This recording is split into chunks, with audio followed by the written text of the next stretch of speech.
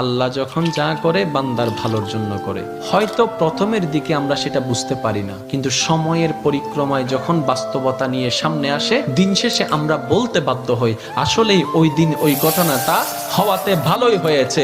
আল্লাহ কখনো বান্দার ক্ষতি চাই না। আল্লাহ যদি ক্ষতি চাইতেন সকালের নামাজ না পড়ার কারণে কান্না করে দিতে পারতেন, যদি আল্লাহ ক্ষতি চাইতেন দুপুরে নামাজ না পড়ার কারণে ল্যাংড়া করে দিতে পারতেন।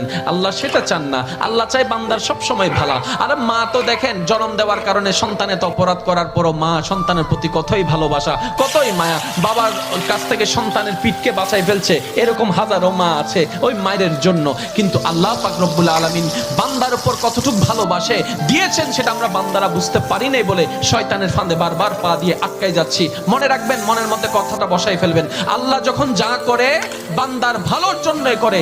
একদিন না একদিন সেই ভালোটা আপনার বিবেকে এবং মনে প্রমাণ হয়ে সামনে চলে আসবে। আমি বুঝাতে চাচ্ছি আমাদের সাথে সবচেয়ে কানেকশন কার বেশি ভালো থাকতে হবে, বান্দা হিসাবে আল্লাহর, উম্মত হিসাবে নবী রাহমাতুল লিল আলামিনের।